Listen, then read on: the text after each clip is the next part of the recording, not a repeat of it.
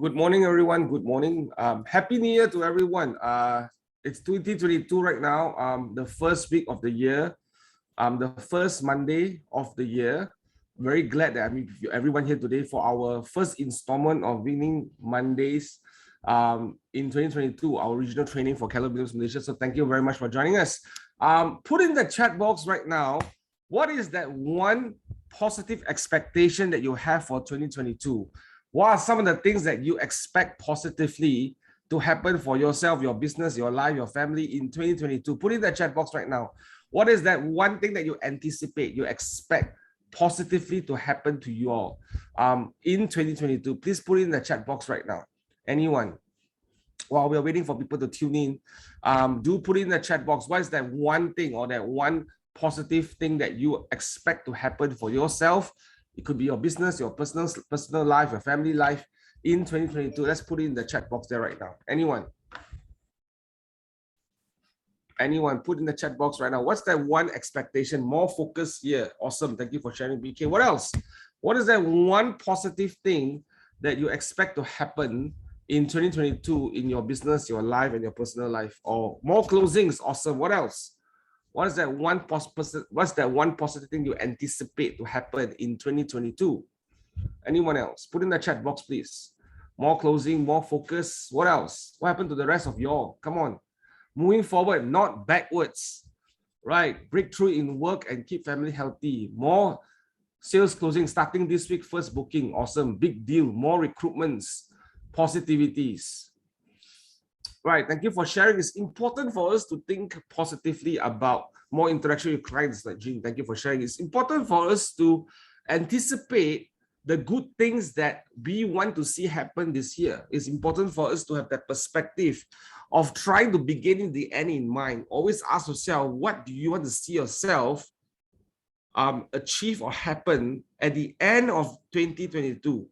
When you look back right now, what is it that you want to become? How do your business want to look like at the end of 2022? It's important to start the year this way, thinking like that. The second thing for us to think about is what is that one thing that you can be grateful for this year? Right, that you can be grateful for last year. I'm sorry. What is that one thing that you can be grateful for in 2021? What are you grateful for in 2021? It's important to start your time and your year with gratitude. Gratefulness, because it brings us a different source of energy to carry on.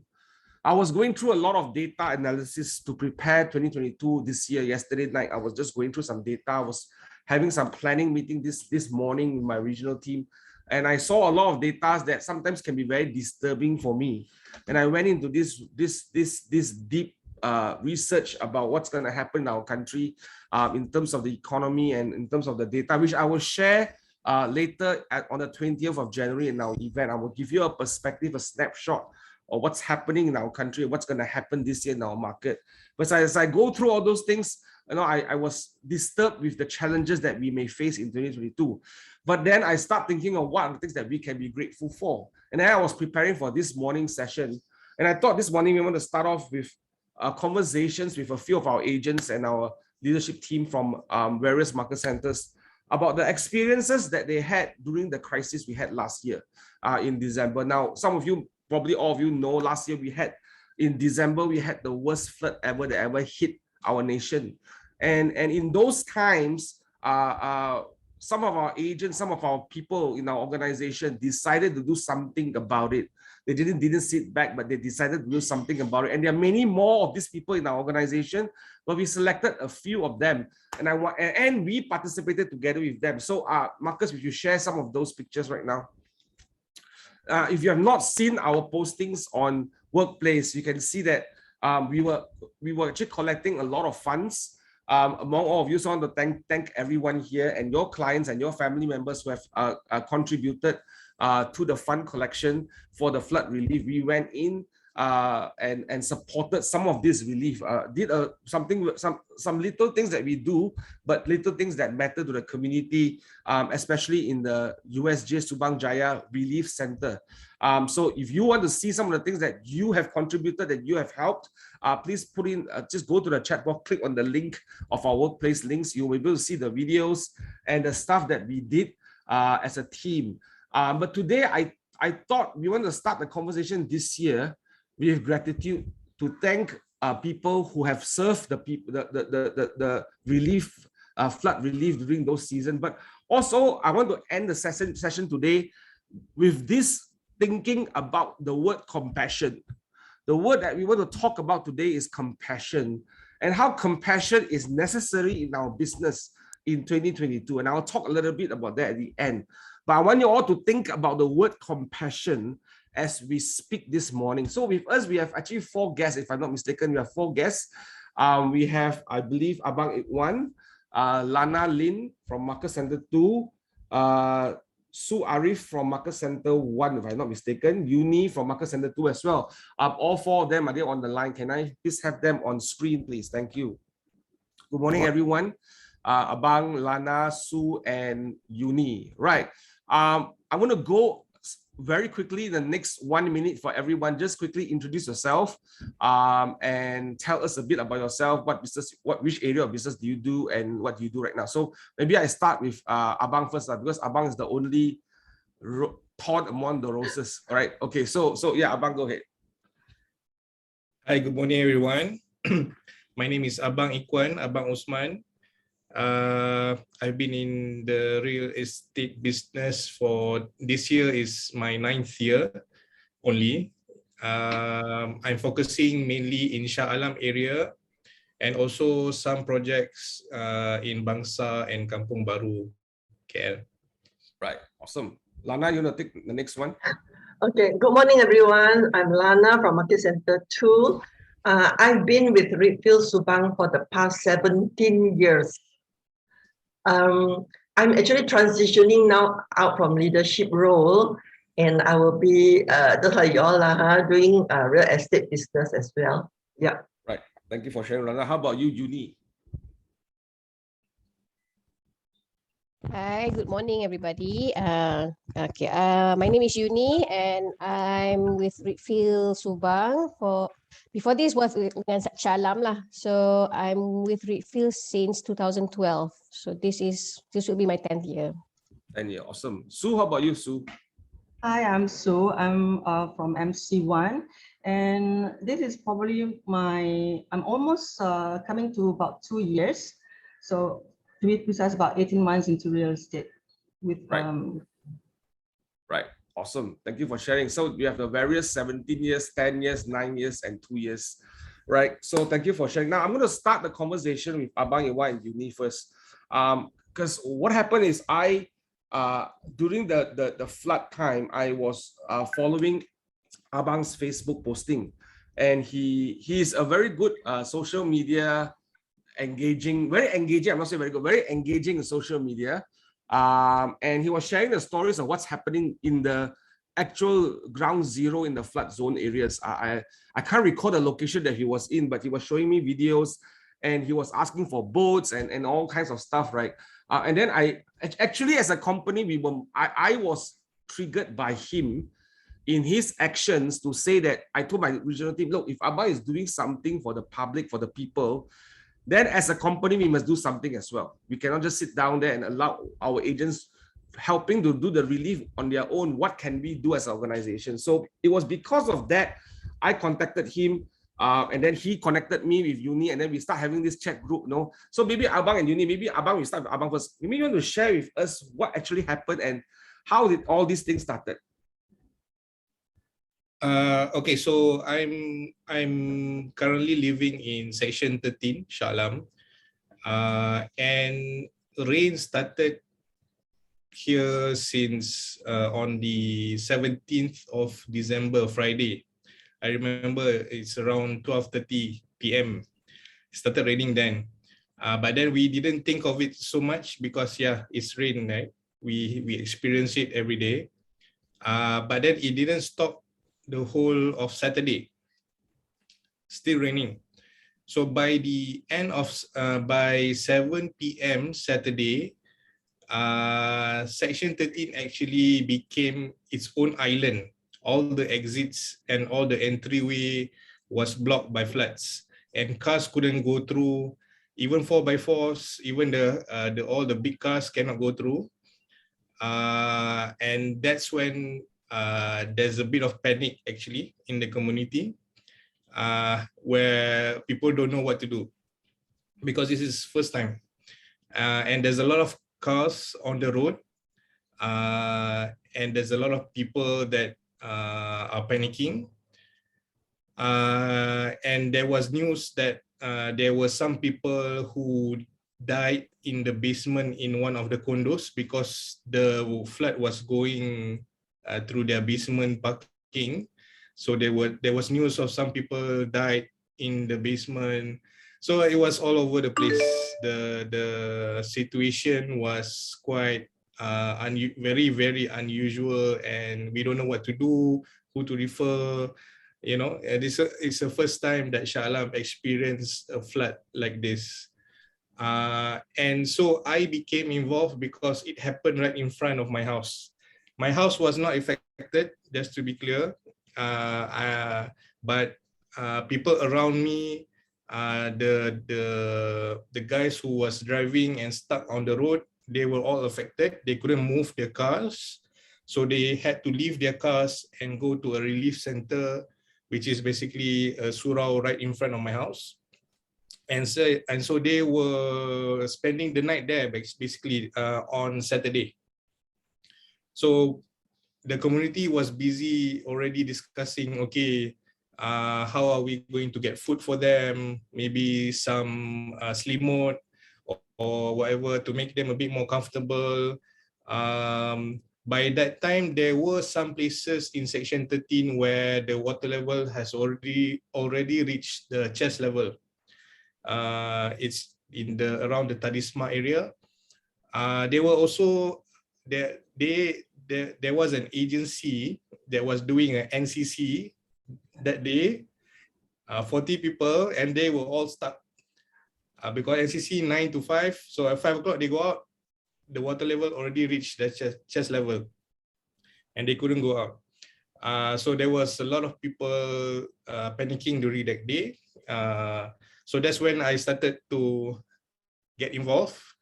I just started by giving out foods and also umbrellas to the people around me. And then I update that in my social media. And somehow it got traction, and a lot of people started contacting me to refer me about stuff. And then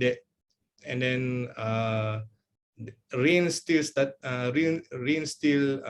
went on until Sunday, and then by Sunday, actually section 13 is already in a stable situation.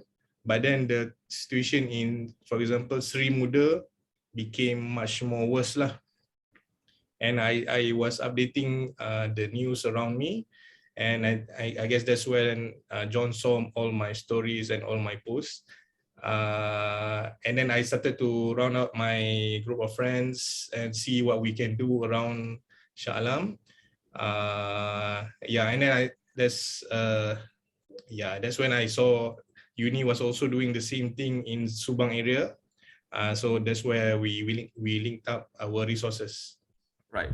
Yunie, can you share with us, Yunie, maybe on your side? So Abang was very involved because of you are like in the center of ground zero at section 13 for a while, and it was just right in front of your house. You saw things moving forward. Then you start doing all this random collection and random requests from people, right?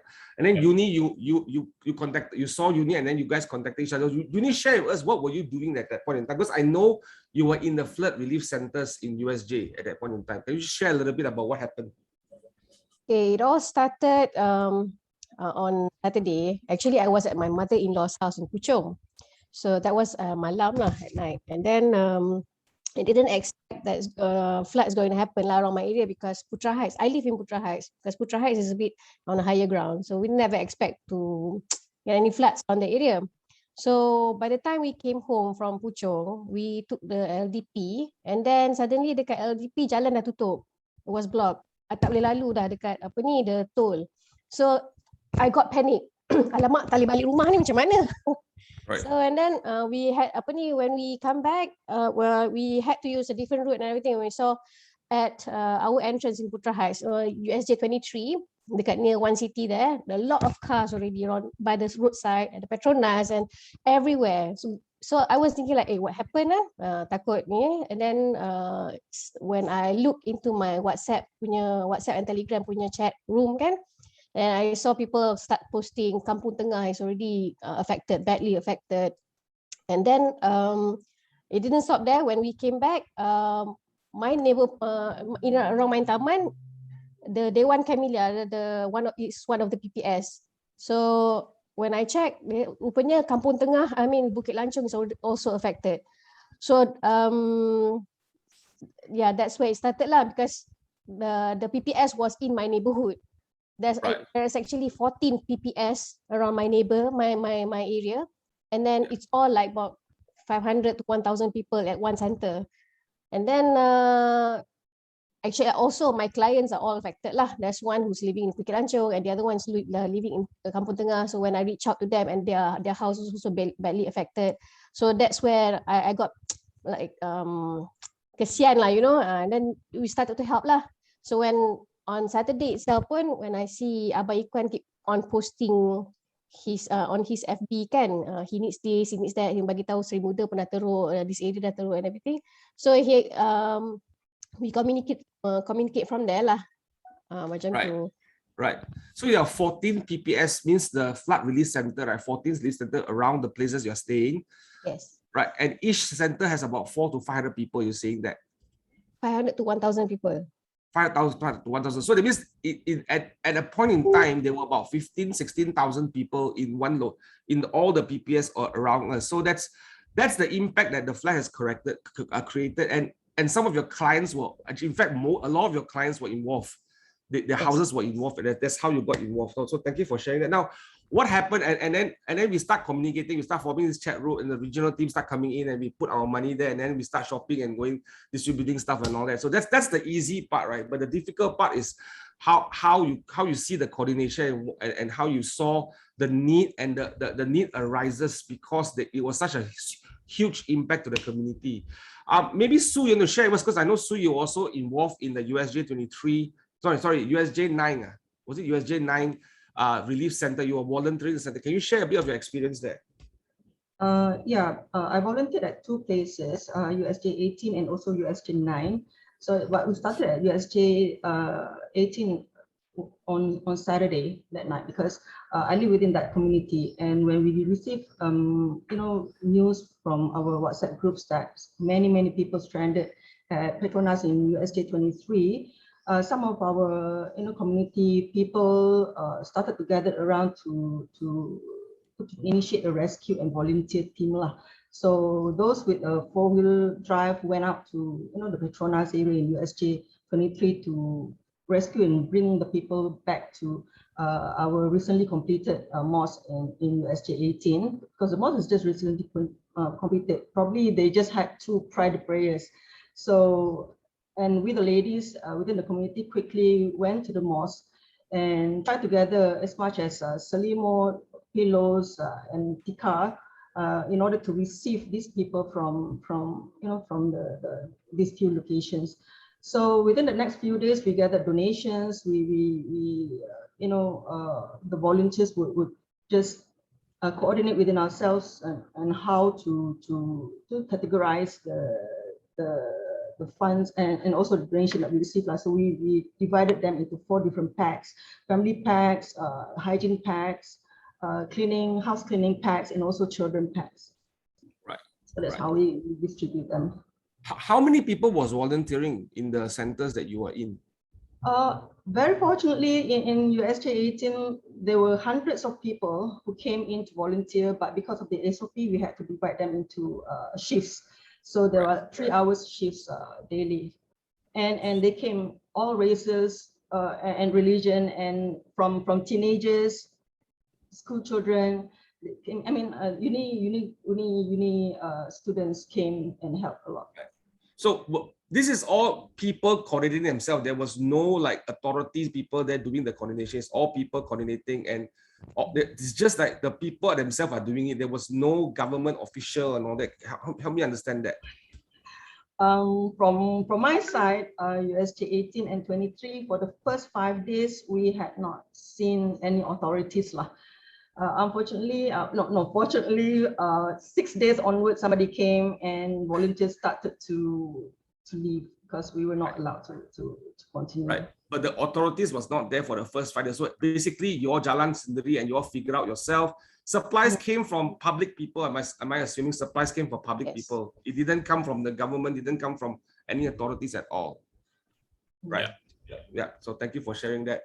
And Lana, we created MC2 as the command center to gather staff and resources. Like, share a bit of your experience. What happened in MC2, Lana, where we took that as like a base for everyone to drop their stuff and drop their what do you call that, provision and supplies, and then you go and buy some more supplies and all that. Can you share the experience, see what's happening?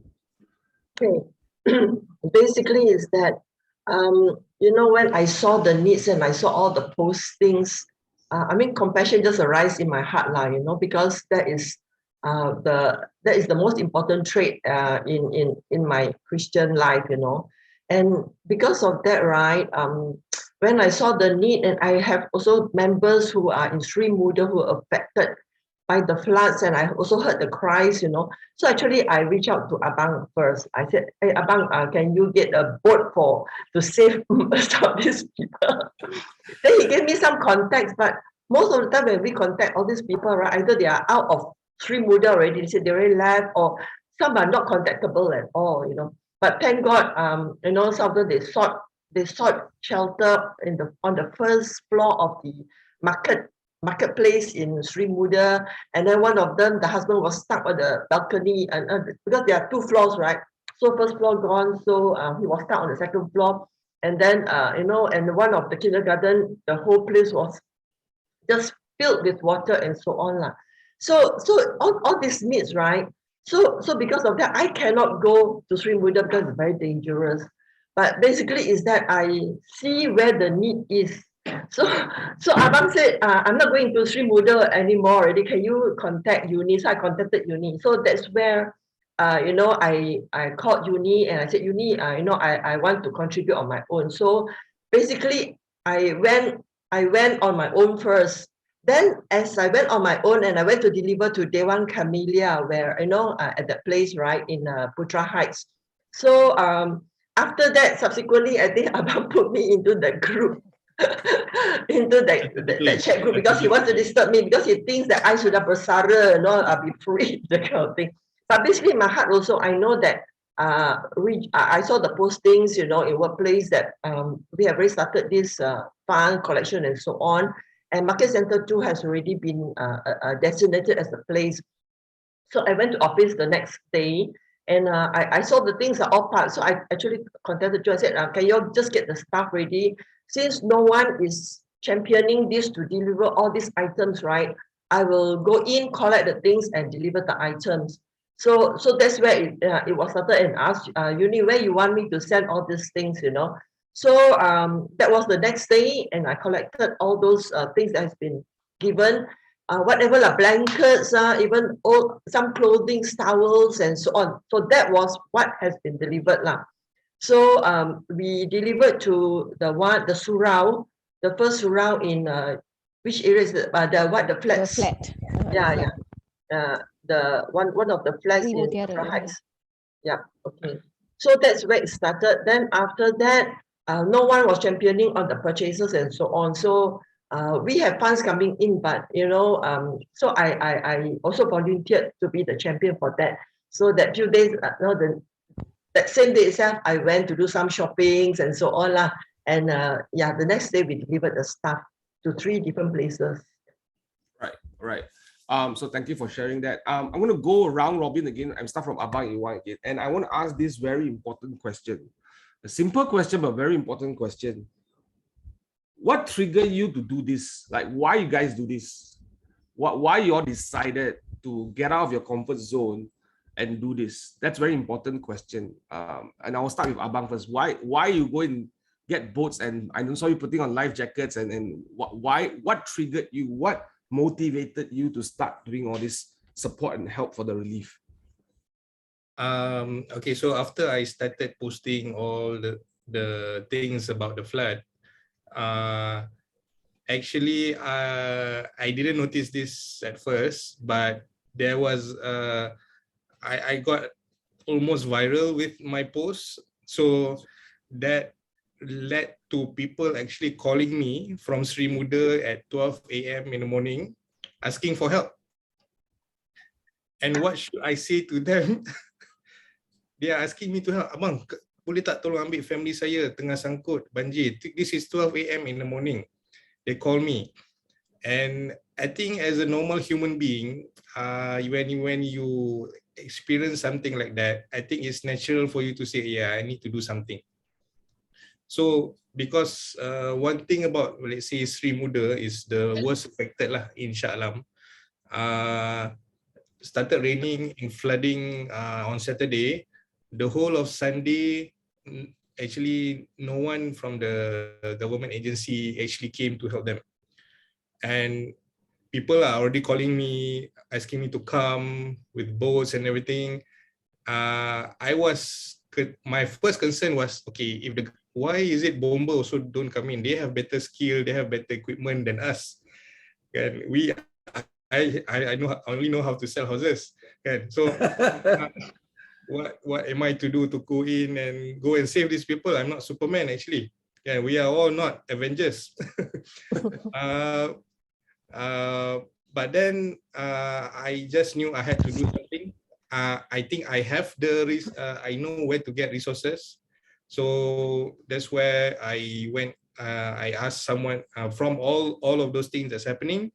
We got people that sponsored us the boats, which is actually a few $1,000s actually, just to go in and to come in for 2-3 days with the boat driver, I think, because we don't know how to operate the boat. So we asked them to come in, and we came in actually Monday at around 3 p.m. The boat came from Johor. Only then the government agency start coming in after that. So I was doing all this stuff in the what's so-called front line. So all the in terms of collection of and distribution of donations, that's where I pass everything to Yunie. I'm going like in the front line. So I pass everything to Yunie and Lana. Okay, please handle this because I tengah pakai life jacket and everything, right? So when you ask me, okay, why I triggered me to do it, first of all, it's basically my own neighborhood. And people are asking me for help, so it will be so unhuman for me to say sorry, I cannot help. So that started it all. I guess the power of social media is very strong in this one. So there's a lot of people that want to help actually. It's just that how they coordinate themselves. I think there's a lot of agents here that actually contacted me also, but I didn't have the time to coordinate them because of all the things that I was doing. I think Amelia also offered to come in, but I didn't add her in the group because I wanted to add Lana. And then there was a lot of other agents also contacted me that say, hey, I want to help, how to help and everything.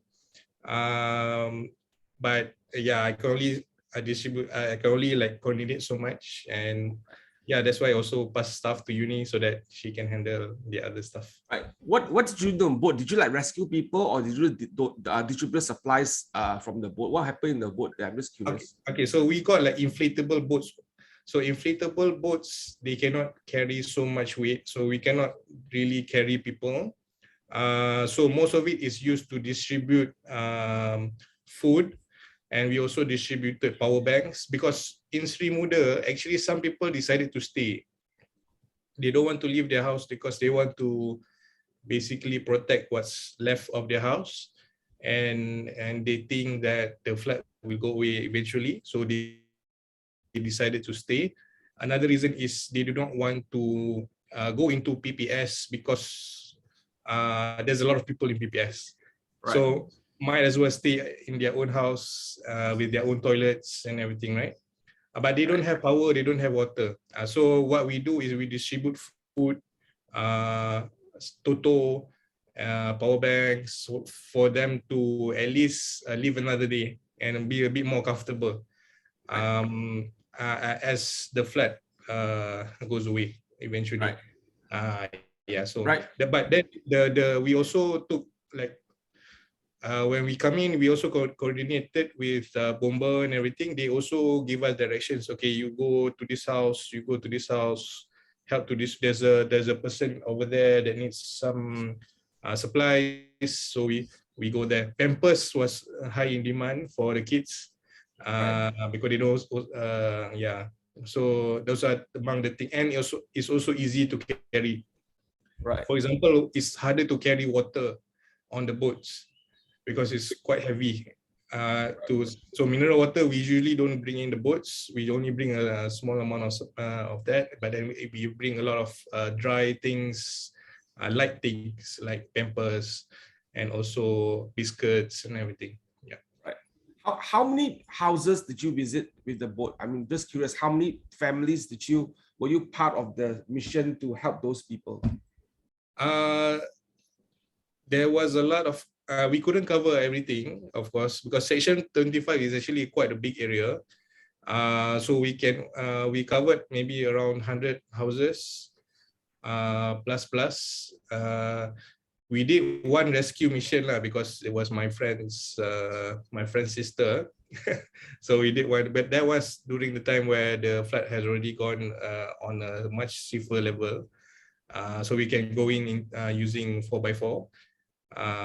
So that one we save one person. But then all the other times, Monday, Tuesday, and Wednesday is just a distribution of supplies to people still in the flood areas. So that was the focus that I did. And in terms of this distribution of stuff in PPS, that's why I leave it to Yunie. Right. Okay. Yeah. Now back to you, Yunie. Why you decided to go and volunteer out of the blue? Like get out of your comfort zone, because Putrais is quite safe, stay with your family and all that. But why do you choose to get out there and help? Well, being Malaysian lah, being human, kita bila orang like people. Kalau neighbor kan, tetamu datang rumah, kita pun ada adab kan nak bantu buat apa yang patut lah, you see. So these people, they are my neighbors. Bukit Lancong and Kampung Tengah, they are my neighbors. So kita ni, I mean, I get my kids involved as well. So because diorang punya cikgu sekolah pun ada yang affected from this flood and everything. So initially it was just my personal stuff je. Kita orang kumpulkan barang-barang like the comforters and the clothes and toys and everything semua kan. But then I wish I could do more. So bila benda macam ni is like tak banyak pun yang I dapat contribute kan. So basically this is how I reach out to Abang Ikhwan lah. Kata like you know, and then also the challenge is that bila nak beli barang pun some places banyak dah out of stock. Like water, towels and selimut and everything kan. So don't know where to buy. That was my challenge lah. Macam mana nak beli ni? That's how we communicated with Abang Ikhwan lah. So how it started is that because everybody keep posting dekat Facebook and everything. So they don't know what the real situation was in Kampung Bukit Lancong and Kampung Tengah. So my intention was just to update then in the Facebook. So kalau boleh nak dapatkan more bantuan lah from Subang area kan. So that's about it. Yeah. Right. So basically you're just going out there and reaching out to people to make sure that people know what's happening. And I think that there was not enough coverage to tell people actually what's happening down there. I really think and I went there after the Baju Surut. I went to the PPS. When I saw that, I realized that it was quite serious. A lot of people were displaced. I mean, there was some news saying that 30,000 people were displaced from their home during this flood. And that's a big number, and nobody talks about that a lot. So thank you for sharing that. So basically, you're out there trying to tell people what's happening and try to see if people are wanting to help, please go help. And that's what you're doing. And it's because it was part of your community, right? So thank you for sharing that. Sue, how about you, Sue? What motivated you to go out there and do something? I think this is my first experience also experiencing this big flood. And came that Saturday when we first received the first batch of people who was rescued from the Petronas in 23 and USJ 23. We get to know that these are some people from Kampung Tengah and also Bukit Lanjung. So when they came in, we saw their condition, small children, babies, with no place. They had only things on their back, only clothes on their back. And some of them maybe have not had dinner at home. So that touched me the most because I think they are in a real dire crisis right now. I mean, if this were my families, I would hope somebody would help them. So same thing. So this is somebody's family too. So we are in a better position to help them. So that's why I think we help them. Malaysians are always like that. We always step in and step up. So, and we always go by kita jaga kita. Well, whether or not there will be government help or not, we always help each other to help each other. Right. Thank you for sharing. It's all about seeing the need and filling the gap, filling the blanks, right? Thank you so much. Now, Lana, you shared with us already why you do this, but in your experience of running around for that few days, right? What are some of your personal experience that you've seen? What are some of the lessons that you learned as you watch this whole thing unfold and you are as you are participating in this support, this help, in this relief effort? So, Lana, what were some of your experience and the lessons that you learned? Yeah, first of all, I think teamwork and coordination is very, very important because a lot of people did not know what are the needs required. So first thing is that we need to find out what are the actual things that the people at the PPS, they need at that moment. So like what Abang was saying, right? We need a lot of diapers for the children and for the adults. We need food. We need dry food stuff, you know. And certain PPS, they were actually like doing the cooking for the whole group. So they need rice and so on. So basically that the basic necessities are there, you know. So when I went around to buy all these things, right, certain places are out of stock, so I have to go to a few other places running around.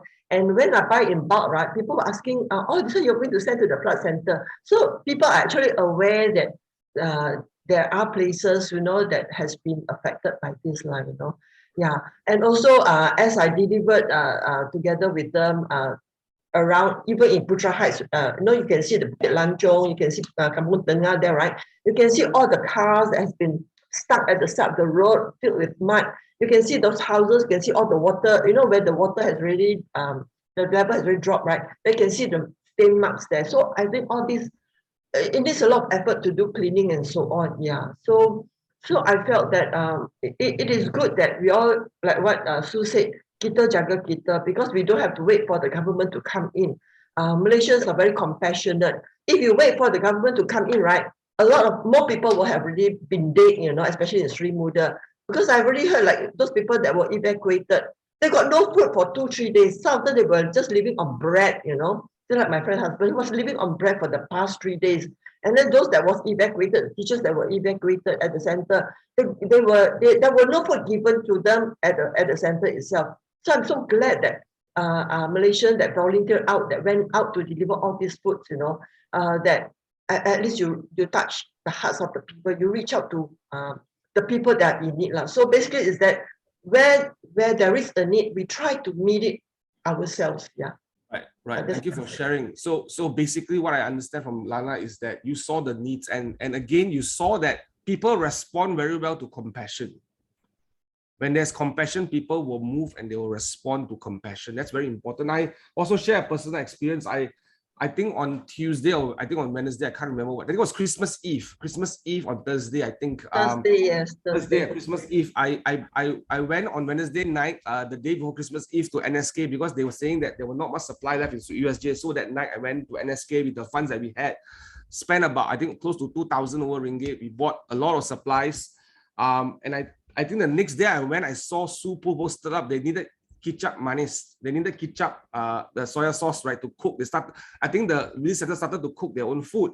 And after I went to Lana's house to pick up some drawings and some toys, right, for the kids, I went to the nearby Speed Mart and I basically, and I took my son with me, and my son is 11 years old.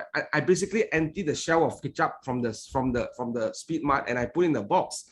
And also, as I was doing that, there was a lady that ran into the Speed Mart and asked me this question. They say, "Hey, are you first of all, you ask me, you Malayu?" I say, "No, I'm Chinese, the Chinese lady." So I say, "We spoke Chinese." Because now wearing mask, they somehow they say I look like Malay when I'm wearing mask. I don't know why. I took out my mask, I say I'm Chinese now. Okay, so right. So what are you doing? Is I'm sending this to the mosque in USJ 9, I think. And she said, she asked me, "Can I pay for this?" I don't know this person, random person. I just know her name is Christine. She has an office in that location. And she saw us loading up the truck. And she said, "Can I just pay for all these things and get whatever you all want? We get more ketchup, we get more water." And she paid the bill. And that's how, I think that's how compassion moves other people. My lesson that day is when you show compassion, you move the hearts of the people around you. That's very powerful. You then move people towards you and want to contribute to you. And that's what I learned. I saw that in my very own eyes. My son saw it and he was like, "Wow." And I know my son, I purposely took my son to the centers, right? Because I want him to understand what's the realities of life. And he came back with 2 lessons. My son told me, "Daddy," I asked him, "What's your aha?" And as I was driving the truck, right?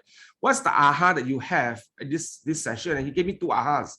He said, number 1, poor leadership would not be able to handle and support all these people. I say he realized that there was really poor leadership in the midst of leading the nation in getting out of this relief, and it has led to people coming out and doing it themselves, right? And the second thing is, he told me, he said he's very blessed, he's very fortunate. He never knew that he was so fortunate until you saw these things, right? So I think this episode really moved us to really relook about how we should care for each other, how should we have compassion for people.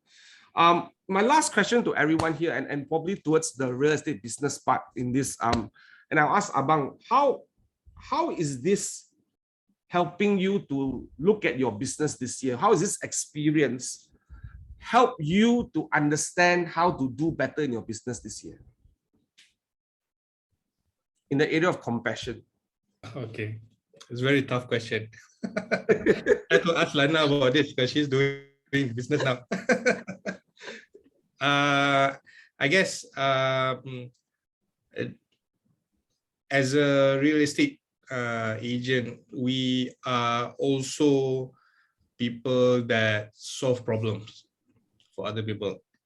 We solve problems of owners that want to sell their house. We solve problems people that want to buy a house, and whatever is in between. So what happened during the incident last year was that there was a problem in front, and we tried to solve it the way that we can, and the way that we have the capability to do so. And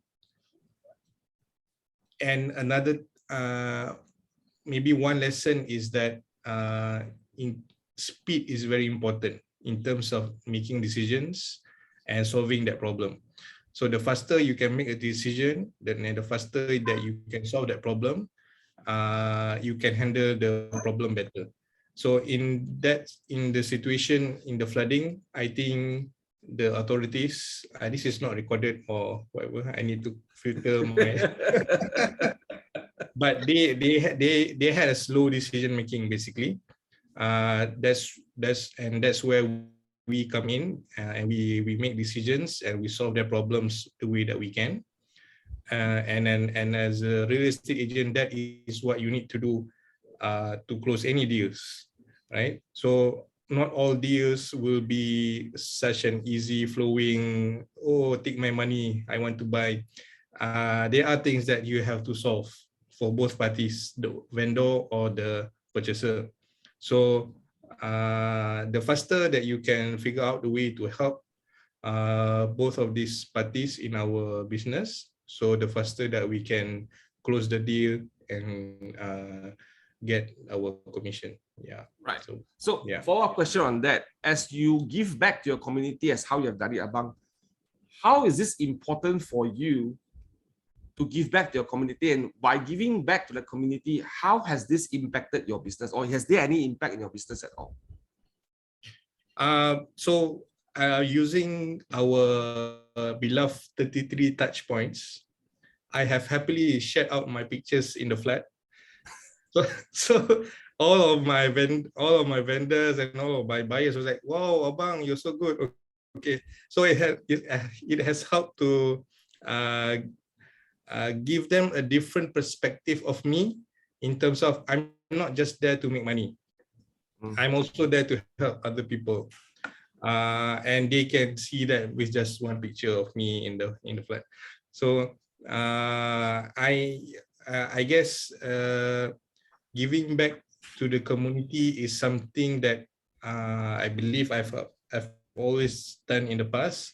It's just that it's amplified when this incident happened, and I'm just there to help them, ease them in these very bad times.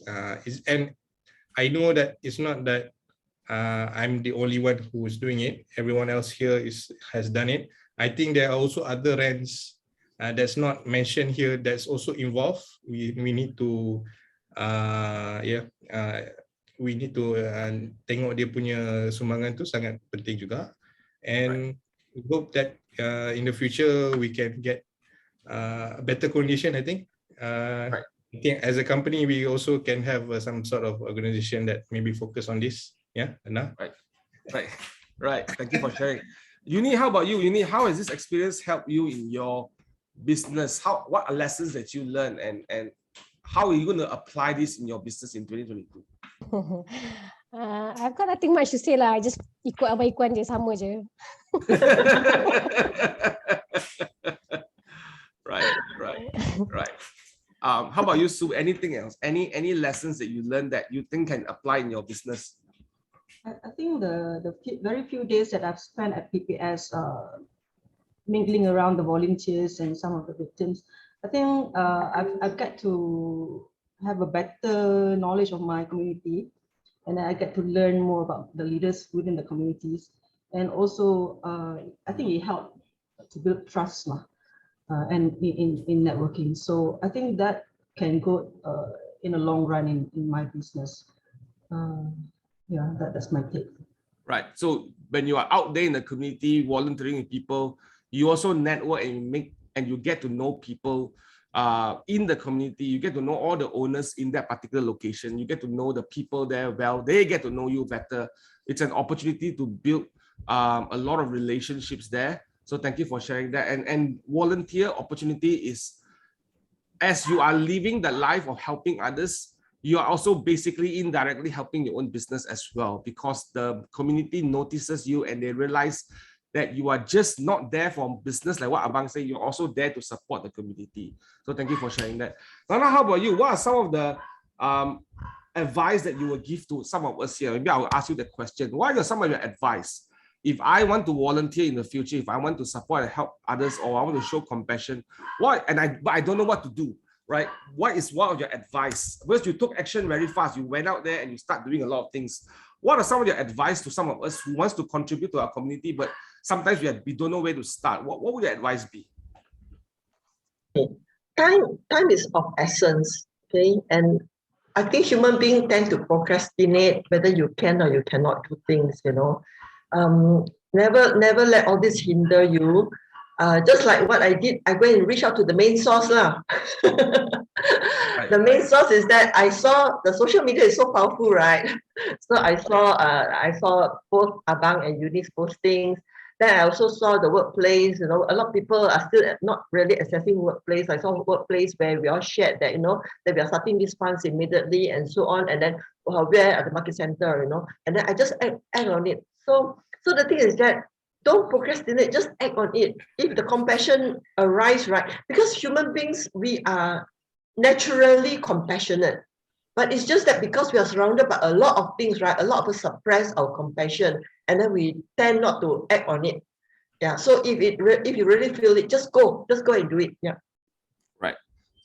I like that. The big aha. Human beings are naturally compassionate because we are creatures of emotions, and God has created all of us with similarities in the area of feeling for each other, empathy and compassionate for each other.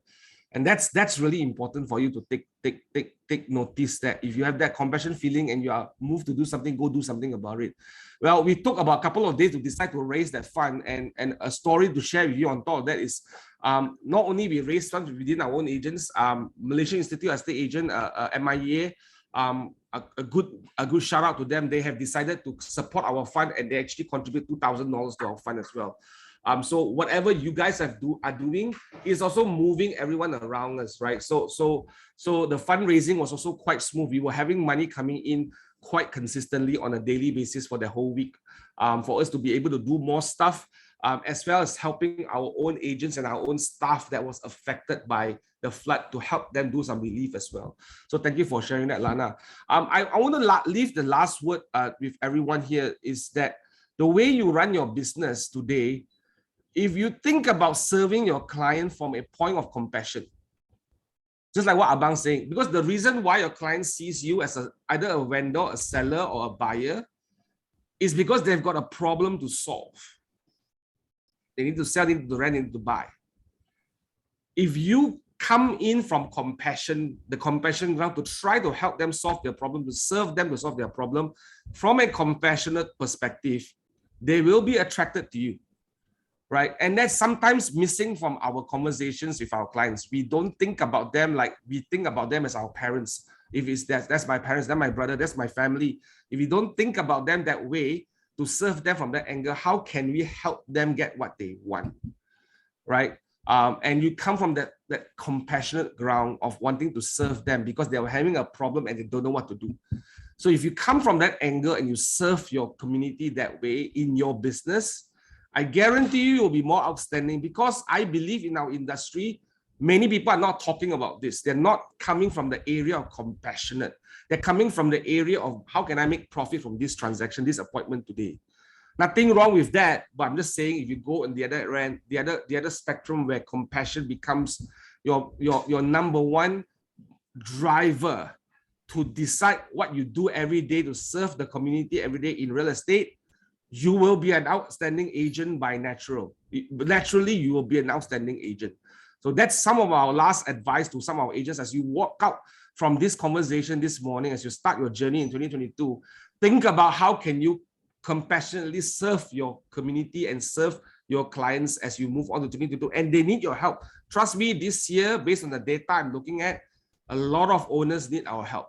More than last 2 years. It's going to be even more opportunities for us to serve with compassion. Now, with this, I'm going to have some announcements. Then we'll close the session. Can I have the announcements, please? Right. So if you know of any agent or staff member that is affected by the flood, please let your market center support know. We want to help them as a company. We want to help them to see what we can do to do some relief for the staff and agent, because we have some funds to help some of these agents and staff. Please, if you know somebody is needing help in our own company, please reach out to the market center support so that we can help them. Right. Next slide, please. Right. We have a video to show you where we're going to have an event coming up very, very soon. Can I play the video, please?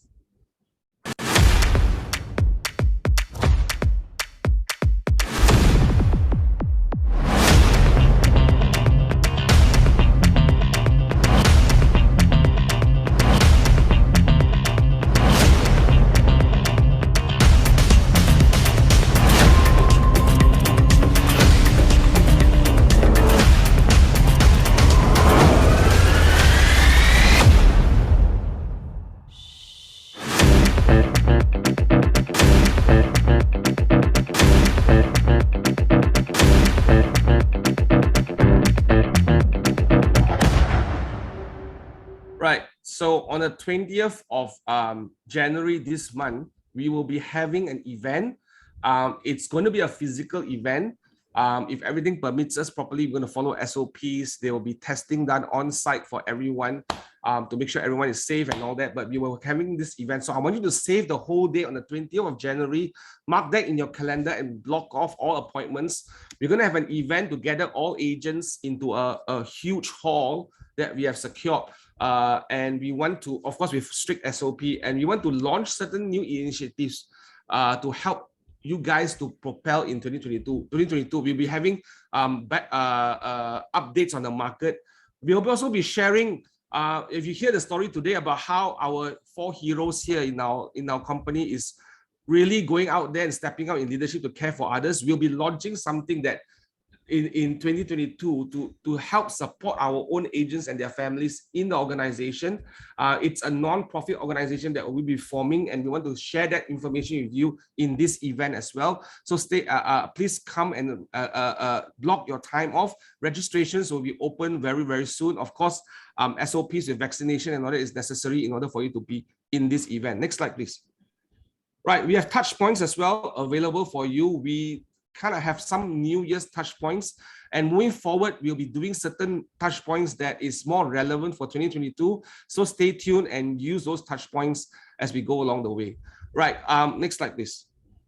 Cool. Now, before we end, I'm going to ask everyone here to share their last thoughts with all of our audience here today about how we should be compassionate about our business, how should we use compassion to serve others properly, or maybe in their own experience, maybe some last thoughts and some last words.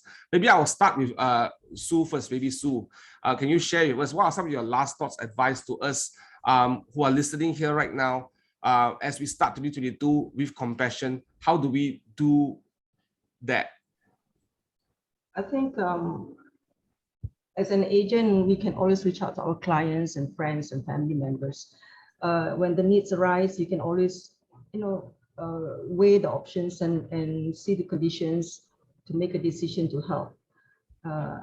And that way, I think if we were to apply that to everything in our daily lives, that will help, to better someone's life every day in the future. Right. Thank you for sharing, Sue. How about you, Yunie? Yunie, what are some of your advice to some of us? You're muted. Apa What are some of your advice to nasihat to us in terms of the area of compassion? How can we be better compassionate people to serve our community and our clients as well?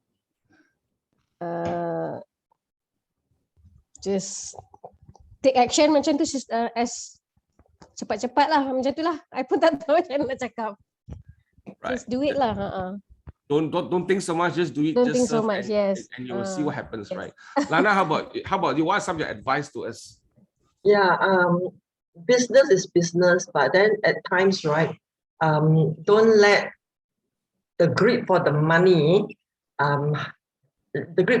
right, hinders your compassionate value, the value in you, So when you deal with your clients, or even when you deal with your co-agents and so on, do it on a compassionate level as well. Remember to be compassionate in the way that you talk to them, in the way that you deal with them, and yeah, that's my advice. Thank you so much. Thank you, Lana. How about you, Abang? What was some of your advice to us as we close? I think that there is no act of compassion that is small, meaning that all acts of compassion can have a big impact to someone else, whether you realize it or not. So no matter how small of deeds that you do with your clients or with your family or with your friends, as small as it is, just do it. Yeah, that's from that. Thank you so much. That's a big aha. There's no act of compassion that is small. There's nothing small about compassion. Everything has an impact. We just sometimes don't understand the impact. We cannot see the impact. We cannot feel the impact, but there is an impact, right? So as we close tonight, today, I want to thank 4 of you for really showing up. All of you has done a lot, and I know some of our agents as well, Zarizi, Ruben, and some of them has gone down the ground to really help and volunteer. I know a lot of agents, some of them has joined Mercy Malaysia as well to clean up the houses. Well done, everyone. And some of you have just sent out those messages and collected a lot of funds for us to be part of this journey. So I want to thank you and I'm very grateful. And I thought this was a good start for us this year. It's not so much about business, because business is business, but the opportunity to shine and to be compassionate doesn't come very often. And of course, I don't hope for disasters to happen all the time, but when it comes, I now know there's an expectation that all of us will step in to help. We can do our part, the small little part, like what Bang says, nothing small. Everything that $1, $5, 10 minutes of your time, 10 messages you send out to people, all this will help create impact in the people's life, which returns, you will get that impact as you feel it. As you're part of this small journey, right, you will feel the impact. So thank you for you. Thank you, Abang, Lana, Yunie, and Sue for being here today. And thank you for doing what you do. Thank you for being a good exemplary to all of us to emulate as we serve others with compassion. The rest of you, thank you so much for joining us this morning. I hope this has kickstart your week and your year and your month with some things to think about how should you go out there and serve your community and your clients. With that, thank you so much, guys. You have a good one. I will see you at the next training. Thank you so much, guys. Thank you so much. Bye. Bye. Bye.